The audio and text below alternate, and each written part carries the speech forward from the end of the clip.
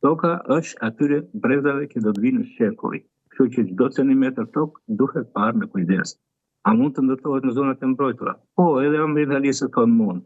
Po, në vend që të bësh 1 me 600 e 1 me 1000, mund të edhe një më i vogël.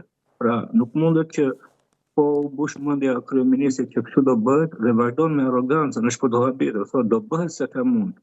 Kështu ti që vendos për fatin e gjeneratave të tjera. Në këtë aspekt, unë mendoj që duhet bërë një kapitull në kushtetut, se nuk e vëjmë do të shpejt kushtetutën. Që të ketë pikërisht siç kishte rrënjët e reformën drejtësisë, ketë rrënjët e reformës kushtetuese. Presidenti, kryeministri, ministrat, gjykasit, KLSH-ja, Banka e Shqipërisë, të gjitha institucionet jo më shumë se 2 mandate dhe jo më të përsëritura. Një njeri që ka shërbyer 2 mandate vend ti ka pas mundësinë e artë të mbetet në historinë e atij vendi dhe nuk ka nevojë të rrim shumë. George Washington para 250 viteve, presidenti i Amerikës fitoi luftën, fitoi 2 mandate dhe ju lutem kolegët e tij, presidenti do të marrë një mandat të tretë. Dhe ai tha, unë nuk e munda një mbret për të bërë vetë mbret. Rama vjen dhe pretendon se ka kulturë franceze. Mund të ketë kulturë artistike, po politike nuk ka asgjë, sepse Jacques Chirac, që është një nga figurat me histori në Francë, u bë presidenti i Francës dhe shkurtoi mandatin e tij. Pra nuk jemi më 250 vjet përpara, jemi 15 vjet përpara.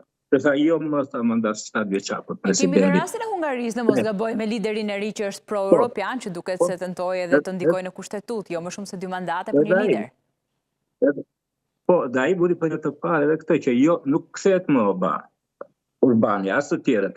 Dhe Chirac e shkurtoi mandatin e tij presidencial nga 7 në 5. Dhe në 2 mandate i bëj që e shkurtoi me 40%. Nuk kemi lider të kësaj natyre, të shkurtojnë pushtetin e tyre, janë babzitur, janë nuk e di. Ndoshta shkencat politike e klasifikojnë leadershipin e Ramës në atë llojin e liderëve që mendon se është edhe mbi pushtetin e Zotit.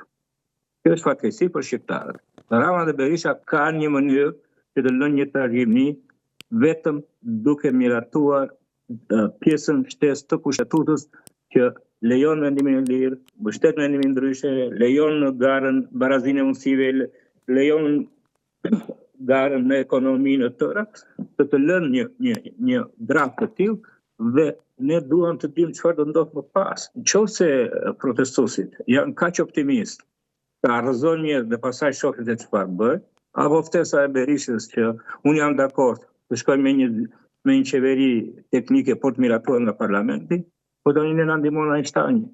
Thot, nuk ka mundësi që me të njëjtit njerëz dhe me të njëjtat rregulla të marrësh rezultate të ndryshme. Duhet ndryshuar rregullat. Pas rregullat ndryshojnë dhe individët dhe vendi çlirohet. Nuk ka faktor më të mirë në ekonomi nga gjitha studimet që krijon sinergji pozitive në vend sesa barazia e mundësive. Kjo është ajo që po e vëret Shqipërinë, ekonominë e saj, qytetet e saj, sepse pushteti është i përqendruar në një parti, e cila merr 55%, por pjesa tjetër trajtohet si armik.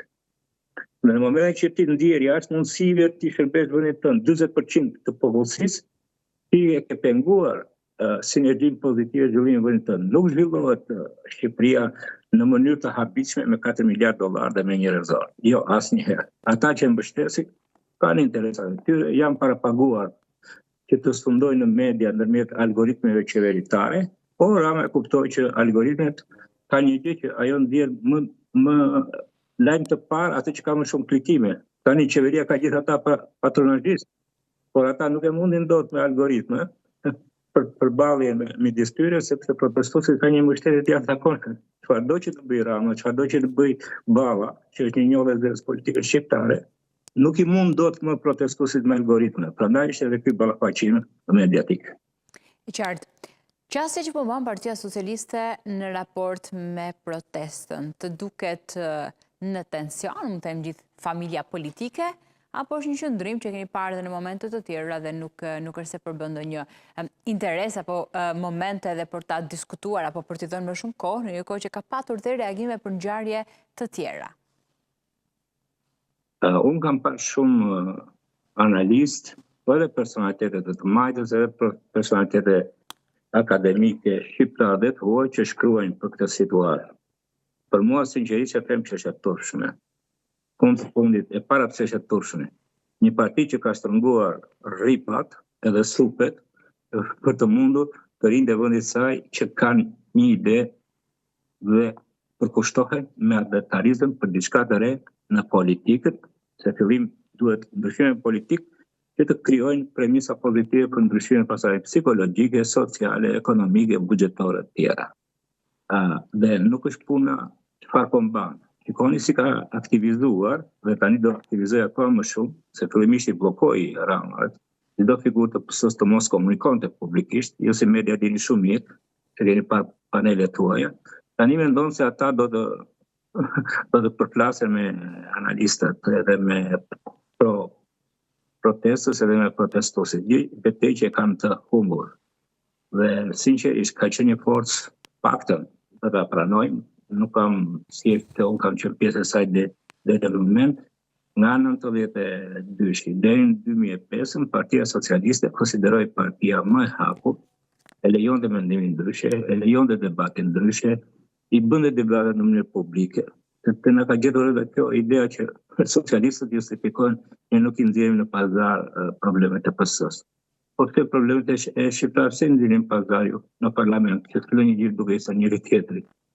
Ka një vetë kontroll të tepruar dhe sinqerisht prap është filozofi Romak e ne ka që thot pak janë sklever të vërtet, shumica janë sklever vullnetar. Dhe kjo është situata në strukturat përfaqësuese në qeveri, në parlament dhe në bashki të drejtuara nga Partia Socialiste. Nuk mundet. Ka pas më shumë guxim, ka pas më shumë debat. Kemi debatuar me njëri tjetër. Si e mendoni ne, pas asaj nuk ndodhte gjë. Populli urren disiplinën ushtarake, nuk urren debatin. Çdo debati tjetër ai, sepse debati në fundit krijon një mundësi të njohësh alternativa të ndryshme.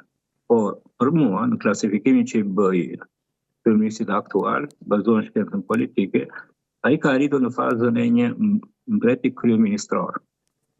Pra, tani aty nuk ka më element të një demokracie. Ju keni parasysh vetëm një fakt.